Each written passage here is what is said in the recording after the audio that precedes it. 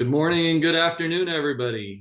Good Welcome to morning, our afternoon. welcome to our seventh podcast in the trading card market. I'm your host, Don Caruso. They call me the Card Don. That's the new term I guess we're using now. And we're really pleased to have this event this week. This event is something that's a little bit different than the normal.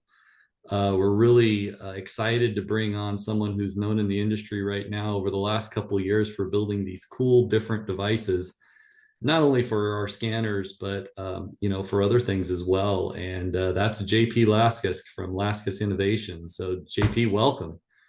Hey, appreciate you having me. Thanks, Don. Yeah. So this episode is going to be, like I said, a little bit different because in the past we talk about our software partners and we'll talk about different parts of the scanners and the market and everything that we're going on. This time we thought it would be really important to bring in JP. He's got a unique engineering background, and I think the story is quite interesting. How he found the trading card market, and he's built a couple of devices that really has evolutionized and changed the market. Many of you guys that are on this podcast right now probably are using them. So first and foremost, before we jump into all of the conversation, I want to remind everybody, if you missed this is going to be hosted on our trading card website on the PFU Ricoh page that you guys all signed up for. Not only that, but we encourage questions and interaction. We do have on the side here a question and answer area, and really encourage everybody to fill out the survey that's at the end of the event. We do have something really exciting to offer on both ends at the end of the event as a giveaway, and we hope that this information that we provide you here is informative and help you make decisions moving forward in your trading card journey. So JP, welcome. For those of you who don't get to talk to you once a week like I do, I'd love to hear a little bit about yourself and your background and what it is that you do in your day job and maybe off to the side job. And you know All right. So appreciate you having me, Don. Yeah, like Don said, my name is JP Laskis. I'm at Laskis Innovations. And so I guess to start us off here, I I was started working at a company right when I graduated college. And so that's where my journey starts really with the card industry. And while I was there, I met a guy that I worked with who collected and traded Magic the Gathering cards. And he was telling me he would go and buy big wholesale lots, and then he had like a huge storage locker. Um, and he would fill it up and then have to sift through all. And this was, mind you, this was about 10 years ago. So it's been a little while. And while we were there, since I was working at an automation company and we dealt with um, custom manufacturing equipment and things like that, uh, I figured that that would be a great opportunity to automate this somehow by picking out all or sifting out all of the valuable cards, since he had so many to go through. And so that's pretty much where my story began. From there, this was one of the, let's see if I can share my screen here. I wanted to show you one of my very first prototypes. It's interesting. The last webinar that we held was with a company called SortSwift, who is in the gaming card industry and has, I think our audience learned the definitions of what sorting and sifting is in that market on the Pokemon side is quite needed and quite interesting. So go on, talk about. Yeah, so this was this was about 10 years ago. And at the time, there wasn't really a lot of recognition software, and my programming skills were very little at the time. And so I built this robot, and what it is you can see down here in the bottom, it's recognizing via OCR the card name. And so it takes and strips them away. And this was one of the very first prototypes that I started with. And so as it strips it away, then the computer makes a decision whether it goes in the junk bin or it goes in the keep bin. And so this is very rudimentary. Obviously, there's lots of different versions of these cards, and they have to, you have to almost see the full artwork of the card itself in order to know what card is of value and which ones are different. So I kind of put this aside. Was just starting my career as a engineering and building machinery and stuff. So the guy that I was working on this with, he ended up leaving the company, and so I didn't want my all my work and stuff that I put into this to go unnoticed. I threw a video up on my YouTube channel, and this is kind of like where it all began. Is after this, I guess was, a couple of years later, I eventually ran into a guy, and he was like, "Yeah, I would love for you to build me a big machine for my large collection." And from there, I said, well, "All right, well, let's do it." So I gave him a number of what I thought it would cost, and so away I went and built a larger scale machine. And this is what pretty much led me into dealing with a lot of the collectible cards and things. So after a couple of years and iterations, I built some bigger machines that I don't really have videos, but I built them for a private collector. And these are large machines. These machines will hold about 24,000 cards.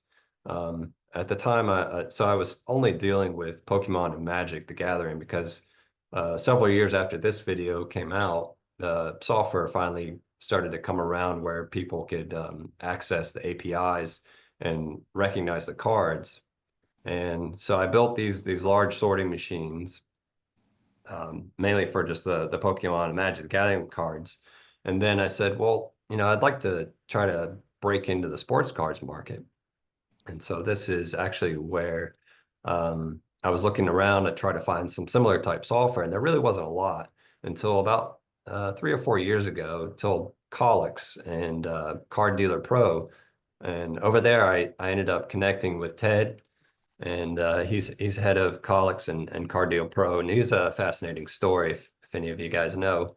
But so I connected with him, and we wanted to see if we could potentially explore some opportunities to collaborate on some kind of a sorting machine. But it was actually through Ted. He was the one that introduced Don and I. And so after several emails back and forth between the three of us, they kind of pointed out and said, "Well, hey, we there's several opportunities that we have with the scanner that we use to scan cards in." And so I guess the sports card market and the trading card market are kind of different.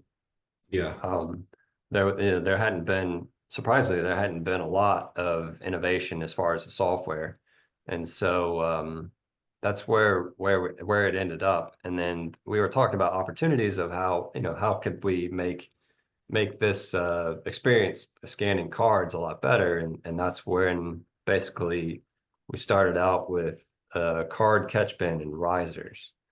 And Yeah. so go ahead. It's interesting. It's always good to have people smarter than yourself to bring in the market, and bringing in JP into this market as well as Ted and the Car Dealer Pro Collects team, I think was that game changer moment, right? That was where I think they got your mind moving outside of the sifter and into the okay, we got the catch bin and then we got the risers and we got the stackers and all that other stuff coming along. But it's interesting. Yeah, and we had so it started from the pain point that they were telling me that as you scan these cards, so the scanner itself sits right on the table, and there's not really a lot of room for the cards to build up.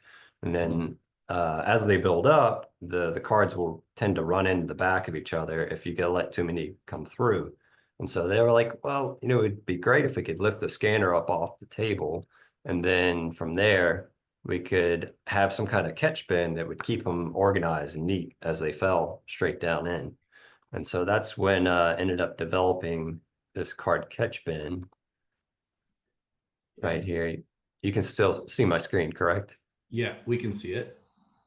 And that So really this really kind of marked the first moment where I think the solution, that the software with the scanner, and then now with these accessories, I think kind of started to launch everything. What, about a year and a half ago, or yeah, so I think it was, when you first designed these. And I'll tell you, when you demo this at trade shows or events or anything like that, the first reaction is how do I buy this? And oh my God, this is great. Like, there was, and this is, there's been evolutions of these bins, right? Like there's been oh, for probably sure. two or three, putting the rubber part at the end so the cards don't hit a wall or something, making a larger one.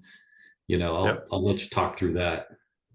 Yeah, so it started off with, oh, let's just catch raw cards. And then Don was like, no, that's great, but we still have top loaders to deal with. I'm like, okay, so I'll make the bin a little bit bigger.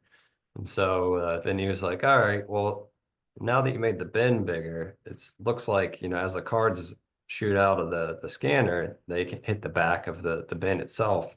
He's like, is there a way that we can, somehow soften the blow? And so then we added these, if you can really see, but you can see on the images right here, there's Yeah. a little Little foam foam pads at piece. the end of it.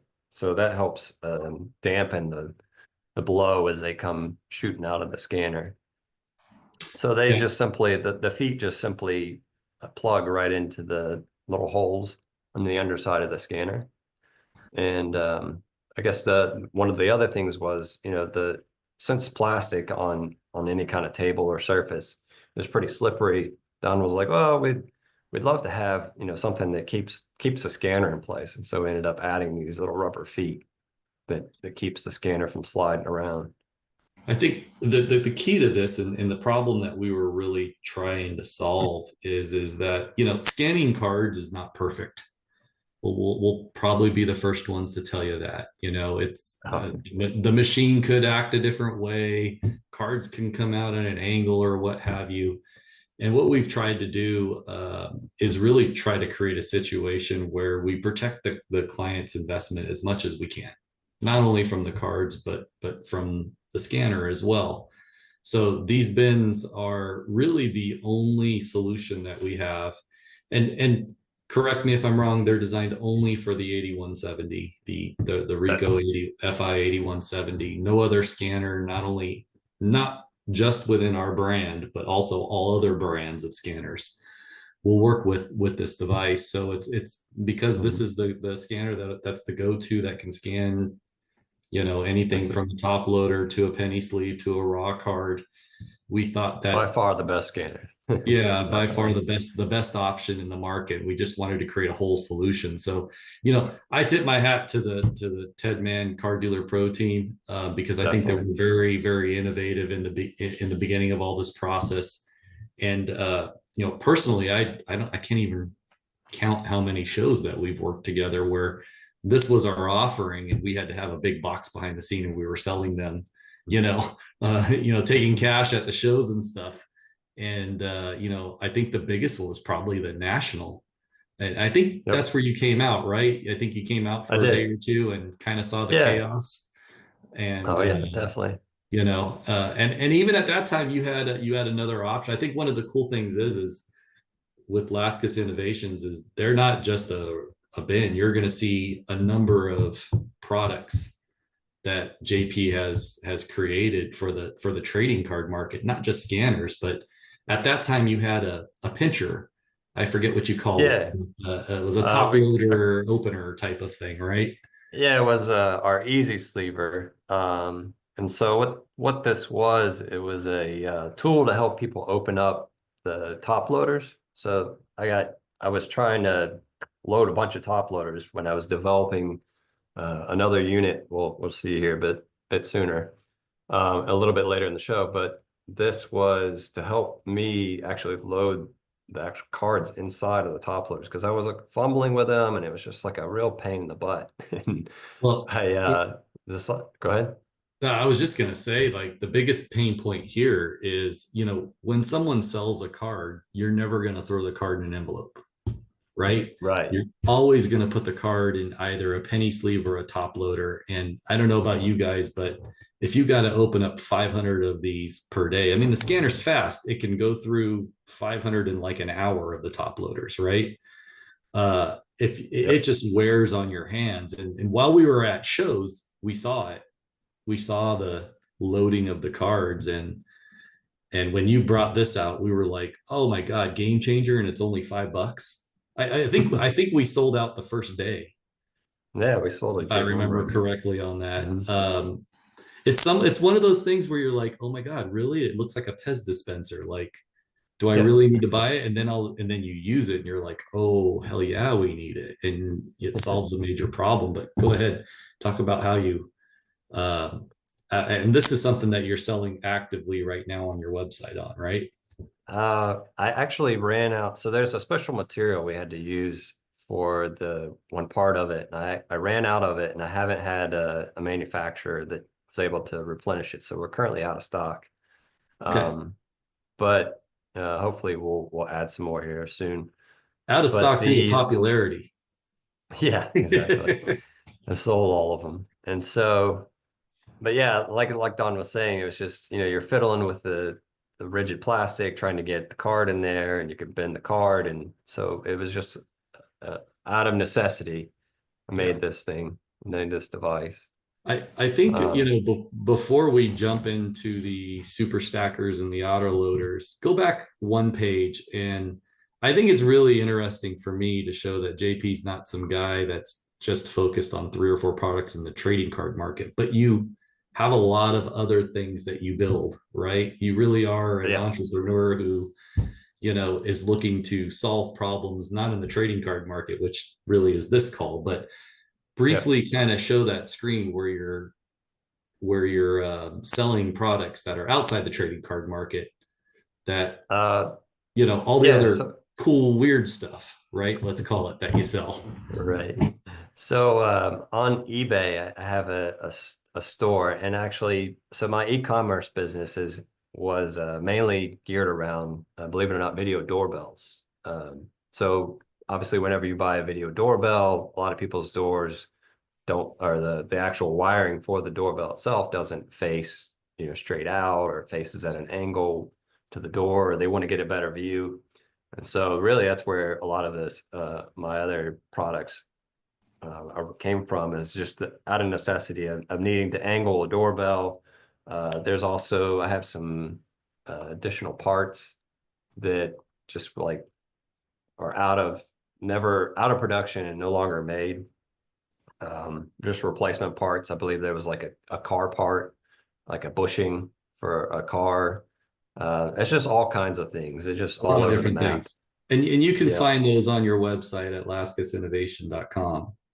That's one of the things about JP is that the majority of what he sells is all on his website. I mean, there's some things on eBay, but I think you drive Yeah. everybody to the website, right?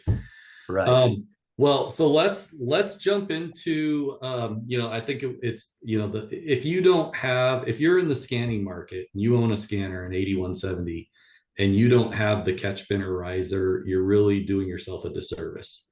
Not only does it help the cards go in one area, as you can see here in the middle of the screen, it catches it in one bin and organizes it for you, but that extra leveling up of the scanner is huge when it comes to scanning mass amounts of cards. Remember, you're talking about a machine that can scan 3 to 5,000 cards per day. So Yeah. you've got to, Well, sometimes you have to have that's more than one. I mean, how many customers do you see, JP, who buy your bin and then they come back and they buy 3 or more and just kind of have it like a conveyor belt where they're moving one bin oh into the other yes. after scan? It's pretty big, and they're Yeah, we inexpensive. definitely. Hmm. I think that the standard size one is about $20, and then the extra tall one is about 35. Yep. Um, Yep. you know, Correct. it's if you're spending all the money that you are on the scanners, it's a small extra charge to use. So the bins are definitely something that I think has become very popular. You're selling, I don't know, what is it, about 30 to 50 a month, I would say, on average now. Uh, Yeah, something like that. Hmm. yep. But Yeah. So I really, mean, I had a request mainly for, so a lot of people there were they like the standard size bin, and it's good for the, the everyday user who's just putting a few cards up on the, on eBay or whatever. But then I had actually another request, and they were like, hey, could you make it a little bit taller? So I went back to the drawing board and wanted to make sure that I could make it taller without, impeding the function of it or causing more issues. And so that's where I ended up coming up with the extra tall riser bins. And so that actually allows you to scan twice the capacity of the standard. And so the standard capacity is about, gets 140 loose cards, like raw, Yep. uncovered or unprotected cards. And then the larger one does about 280.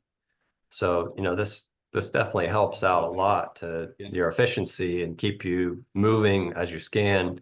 You can scan a lot more, and while it just sitting there and not having to constantly pull them away and then, stack them up, you can just let them fall into the bin and then collect them at one Move final on. swoop at the end. Yep. So a little bit of housekeeping. I want to remind everybody that we are taking questions and answer. We do have a couple questions already in our live bin, which we'll answer later on at the end of the show. And again, it's really important to hear your feedback. So we would like you to fill out the survey once this is done. But let's transition into something that has started over the last 6 to 8 months, maybe a year, and that's the super stackers. I know that we have two options on the super stacker, and we'd love. I think the idea and the problem that we were trying to solve with the super stacker is there are a lot of clients out there who have sets and they're set builders, and they resell a lot of common cards. We went to JP and kind of said, hey, free reign, knock yourself out. Think of something that's gonna stack at least a couple hundred cards in it. And he came back to us a month or two later and said, check this out. This is going to work. And then it's evolved to more than just one option. So I think, JP, if you want to go ahead and show the Super Yeah, sure. Stacker Top Loader 1000 and talk through what your thoughts were on that. I No, think, definitely. yeah, So both Ted and Don had mentioned, they were like, well, this is great with the risers and catch bins. You can now load, a couple 100 cards. You're not able to stack more than, I don't know, what is it, 10 to 15 probably, cards yeah, at a about time, 15. Yeah. just to keep them. And so they were like, well, we'd love to have it to where you could put actually 1,000 cards. And I'm like, oh gosh. So it was back to the drawing board and trying to figure out, how can I make something that keeps the pressure, um, holds it back from, the scanner, so the scanner can do its thing properly. And so that's when I kind of came up with, sat and thought for, like Don said, for a month or so, until I finally just was playing around with things and trying to get them, test them, and finally came up with a good idea. I said, well, what if I just, held them and kind of slowly drop them, as at will, as they go through the scanner, in demand or on time. And so that's where this arrived. The autoloader 1000 is what I called it.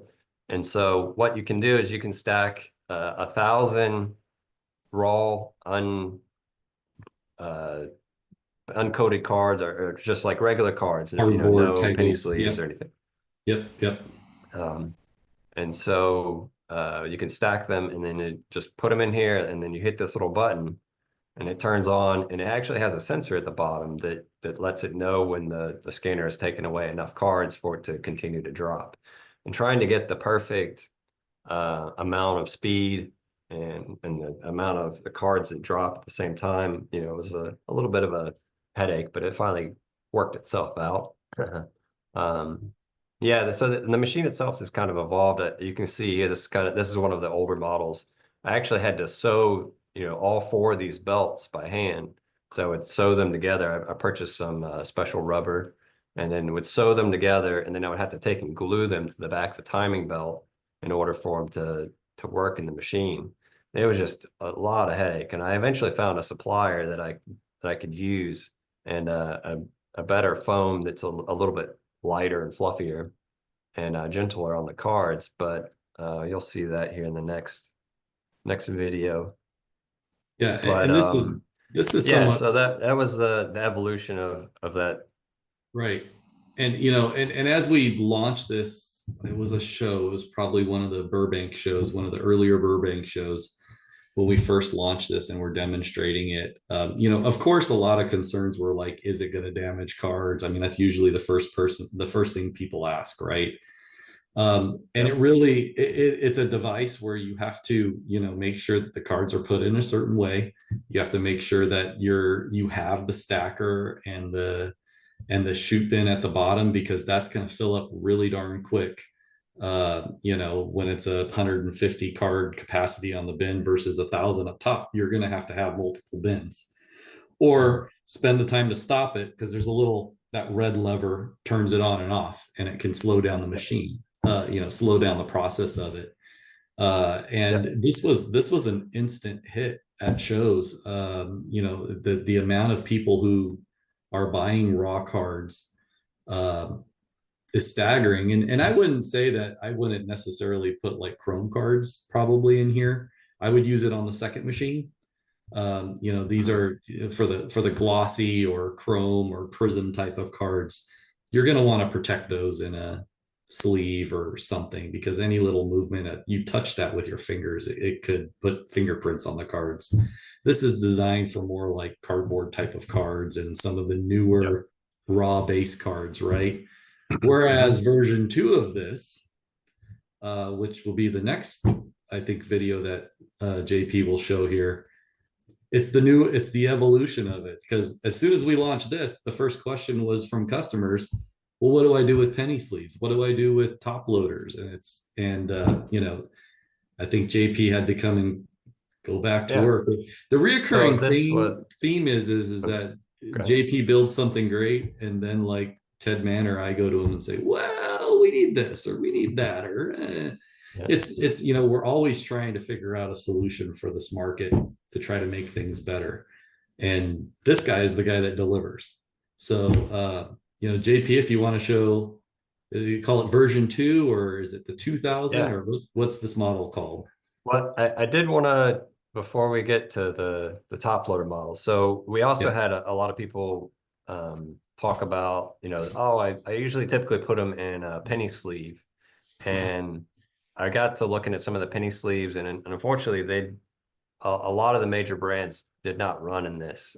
It's just because I believe it was 2 5/8 wide, and it was just too wide to fit in our standard autoloader. But I ended up actually coming across, there was a guy that reached out to me and he said, "Hey, I love this device, and by the way, I was able to get penny sleeves to run." And so I questioned him, and he ended up telling me that there was a vendor that had a tight fitting penny sleeve, and it's about 66 millimeters wide, I believe is what it is. And I'll show you the link on Amazon. But actually ended up getting penny sleeves to run on our autoloader. So here's kind of a demonstration. Yeah, I think So the one this thing is to see how talk, there's not really a lot of room on either side of the penny yeah, sleeve.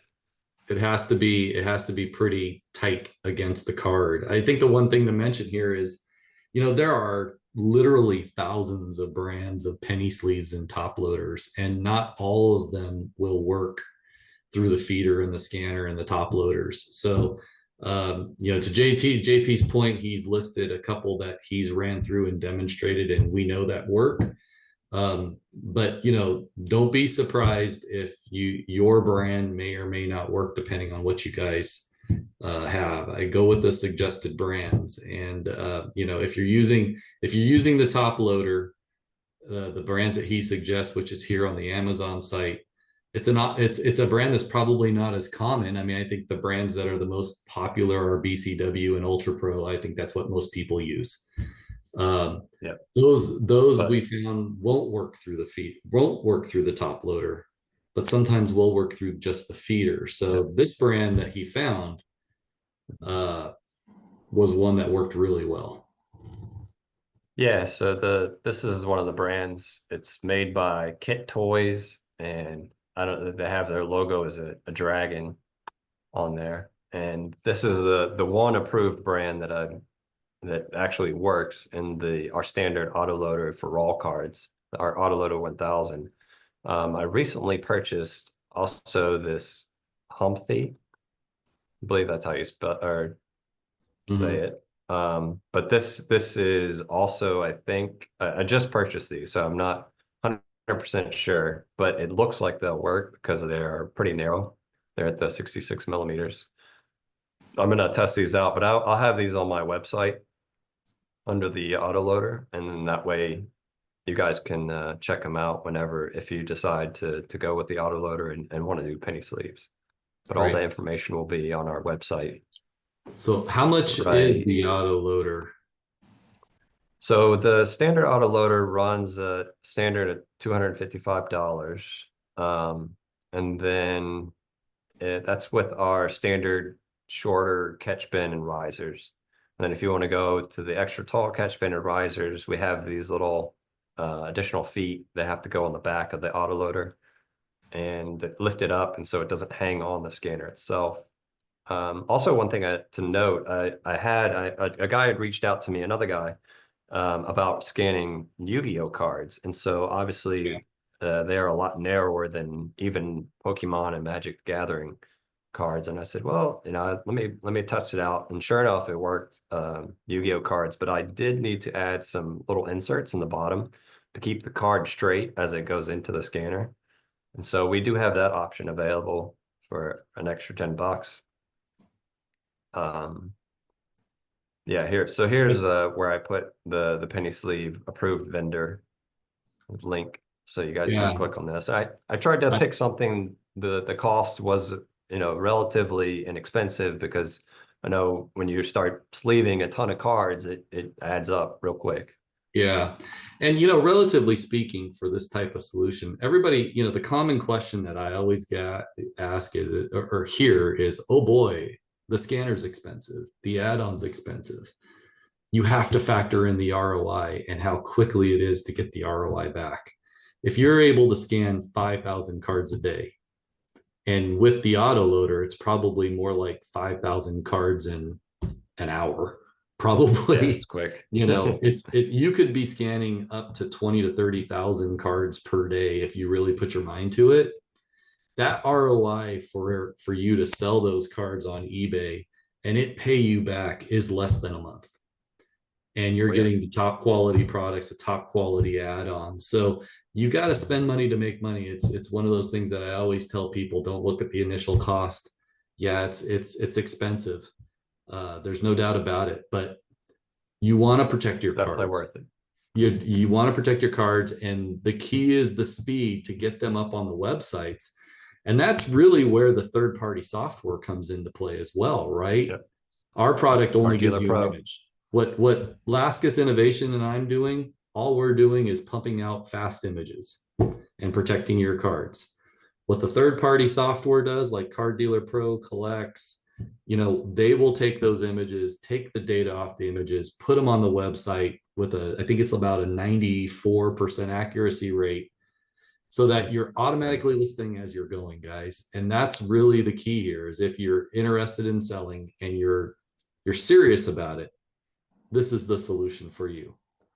So talk about a little bit, what's the difference between this and the extra large version? I know that, or maybe I'm naming it wrong. It's the TL version. I'm sorry. TL version. Yeah. Yep. No, so like Don had mentioned earlier, other customers were like, well, we raw cards are great, but we usually put them in top loaders. And I was like, I haven't made one for a top loader, and they won't fit in the standard. And Mhm. so I had to go back to the drawing board and do some testing. And what I found out was that top loaders actually require you to scan them in I guess, sideways. Yep. They just feed through the scanner a lot better. And so I had to change the orientation of the auto loader in order for it to work. Here, I'll show you a video of that. Let's see, top loader. So here's a video of our top loader running. And again, going back top to the loader model. comments I think that we made earlier, the brand of top loader matters, right? And it matters Yes. both for the card or for the scanner as well as the top loader. If you're not, Hmm. if you're not using the correct brands or the suggested brands, you will have issues. What we For found, sure. and I think, JP, correct me if I'm wrong, on the top loader side, I think it's um, important to have less rigidness, right? You Correct. don't want them Hmm. as firm. You want to buy a top loader brand that has some wiggle to it, right? And Correct. and again, another word of advice is don't scan with the opening down. Make sure it Correct. has Yes. has an edge. The edge is really Yep. important. And Yep. I think another thing to point out here is that JP has a Fujitsu 8170. Uh, Yes. the This is the older 8170 model. has two brands, guys, the Fujitsu brand and the Ricoh brand. Ricoh purchased the Fujitsu scanning division April of last year. So the scanners are exactly the same. It just has a different Yep. logo on it. Um, the key part is the model FI 8170. That is the number one selling product in this market. And that's what works with JP's devices. Definitely. Yep. Yeah, I've had customers come to me and ask me, oh, do you have it for, I believe it was the 7160 and some of the other models? And I was like, well, no, unfortunately. I said this is the best model for the job. I mean, this Yeah. this thing is a workhorse. This thing literally, it hammers through cards so quick and Yeah. so fast, a card a second. I mean, it's just killing it. And we do have scanners that are less expensive. We do have overhead scanners and flatbed scanners. It's just for scanning raw cards or cards and penny sleevers and top loaders and you wanting to do those fast. This solution along, the scanner with the accessories along with an AI software like Card Dealer Pro, that changes the whole game. So, Definitely. you're definitely going to want to make sure that when you look at these, I always tell people don't buy the scanner first. It's going to sound crazy as a sales guy in a scanner organization. Don't buy it first. The first thing you're going to want to look at and decide upon is your software solution. What is it that you want to do? Do you want to scan cards that extract data? Do you want to scan cards and put them um, in boxes so that you can go and identify them later on? Do you want to scan cards at mass scale, like the Laskis Innovation solution here with the top loaders, right? What do you want to do with those cards after they scan? Are you going to stand there and just collect them and pile them up, or do you want them in a nice, proper area? So you have to ask those questions. And that's what we're here for. We're here for, that advice and to be that trusted advisor to help you through this solution. As we're looking at time here, one of the things that JP has also created, and it's outside of the trading card markets, is this massive collection bin. So you may or may not know, but we have the 8170 is considered an entry level scanner on our line. We have scanners all the way up to $10,000. One of those is a product called the FI Yeah, it's a 8950. big boy. It's big. It's I don't know what to equate it. It's not the size of like half of a refrigerator, but it's definitely good size. It weighs Yeah, about 50 it's pounds or so. To it's a show heavy monster. JP's innovation, one of the things that we asked him to come after he built all the cards was to build this tray. And this scanner can scan in the front and the back. And one of its options is to scan envelopes and FedEx envelopes. And JP's built this device. You want to go ahead and play the Yeah, video that allows not only the envelopes to be caught, but also it can slide back and forth for larger type of envelopes. So really what this is a demonstration of how smart this guy is and how he can take a problem and figure a solution out in massive scale. So this scanner that you're looking at is probably 5 or 6 times the price of an 8170, but it also allows you to scan probably 5 times the amount of cards per day.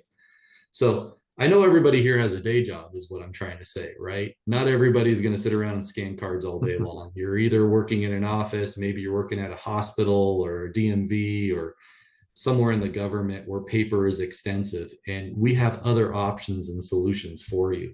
And JP was kind enough to launch this tray product, which it literally is in the process of being launched, I think today or Yep, tomorrow on the website. So definitely. we're really, really excited about that. Um, all right. So as we kind of turn the corner of the video and the demonstrations, again, we're open to ask questions on the platform. This video will be saved on our trading card website. I believe we'll give it to JP and he can put it on his site as well if he'd like. Yeah, definitely. But where can we see you next, or your products next, JP? Where I The know we're signed up for a trade show, and that is the yeah, West Coast Card Show in February. mhm. But I think, you know, Car Dealer Pro is always showing off your product and my product everywhere they go. I think that's another good Yep, place to go to. Um, definitely. we can even, we're going to need to drag you out to all the cool places like the National and all that fun stuff. Yeah, I'm gonna But have to come back out. yeah, the strategy that we have from a Ricoh scanner group is we do the top shows. So, we're going to be at the National, we're going to be at the West Coast Card Show. We were at Fanatics Fest last year. The larger shows is where we go. I think that's probably similar with Card Dealer Pro. Um, and Yep. uh, Yeah, and then wherever they JP, are, it usually have one of my products, whether it be the card catch bin, right? advisors, and or sometimes I'll bring the auto loader, whether it be for the top loaders or the roll card one. Just Yep, depends yep. on what they can carry. So And again, how do you sell your products? yeah, so the best way to reach out or connect with me is either through our website, laskisinnovations.com. And we also have a Instagram channel at Innovations, I believe. And we're on there. Those are pretty much the You're all best over. place. I So know we you're do all have a over YouTube my channel, store. obviously. Yeah, you're all over my website and our Instagram page as well. So the Yep, the the Ricoh scanning website is pfu-us.ricoh.com. And then you can yep, go to the industries and find the trading card. And in there is Laskis Innovation. We have a lot of videos on your product listed on our site. yep, We have an Instagram page. You guys have one, and we do as well. yep. I think yours is just the Laskis Innovations, right? Yeah, And it's just Laskis Innovations. yep, ours is And you Ricoh can see, scanners for trading cards. And yep, you can see again, the latest products and stuff that we put out over there on Instagram as well as the YouTube. yep, I know that the Car Dealer Pro website also has links to our products as well at the bottom with right, approved vendors.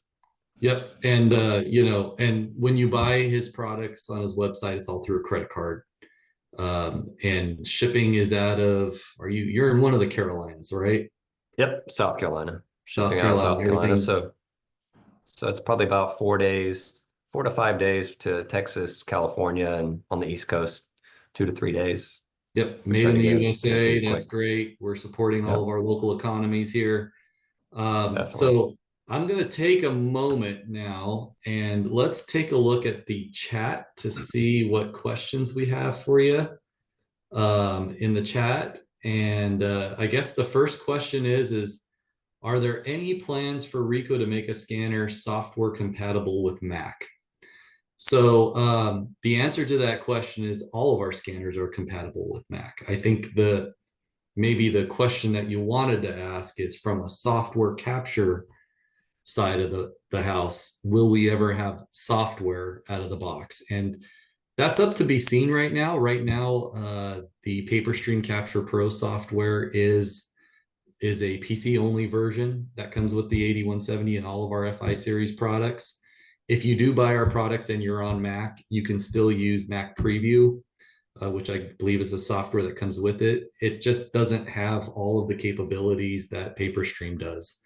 There is also third-party software. I know the Car Dealer Pro folks have software that is probably a little bit better than the Mac software out of the box, but still nothing is better than scanning on a PC using PaperStream. That's the God's honest truth.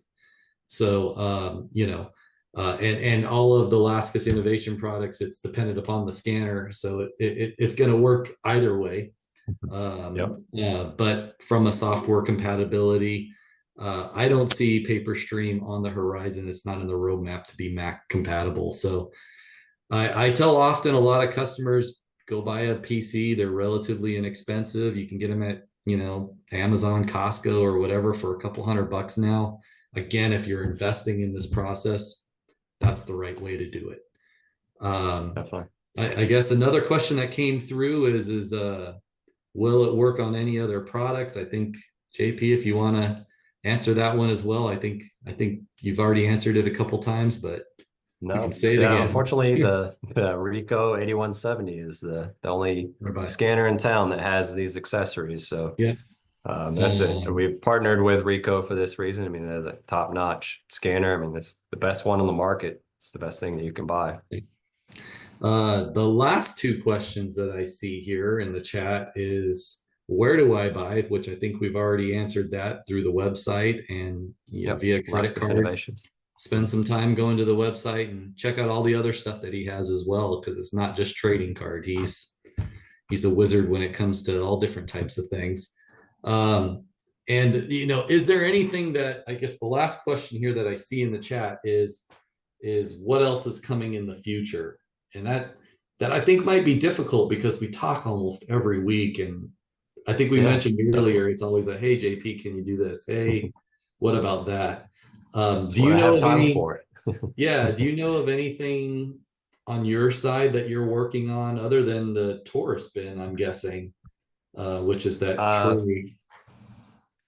yeah, not at the moment. No, nothing that's close to being released yet. So we have a few things on the back burner that we're working on.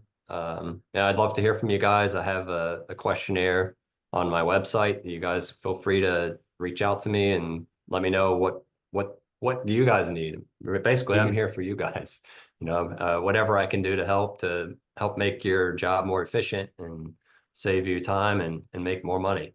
So Yeah, I think that's a really key point. I think that you are very, very open to suggestions, and I haven't heard you say no, which is honestly a little crazy. But I have a problem with you not saying you no. you haven't I said, should. yeah, every idea that Ted Mann or myself come up with, it seems to be that you always try to come up with something, and that's something that I really admire and appreciate you about you is the fact that you try. And Definitely. I think the really interesting part and the point of all of this is we're not just people trying to sell something, we're collectors as well, right? I've been collecting cards for 45 years. I've Yep. been in the scanning business for almost 30 years. You've been in the innovation side for most of your life, right? You're a collector as Yep. well.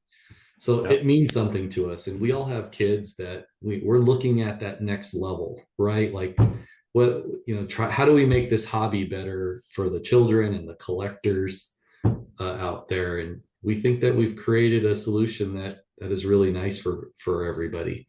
Um, is there organization software is the last question that I see in the box. So yeah, if you go to our website, we list out a number of software partners. The one that we've mentioned a number of times here, Card Dealer Pro, has organization software as well. But there's a couple options there that you can read upon.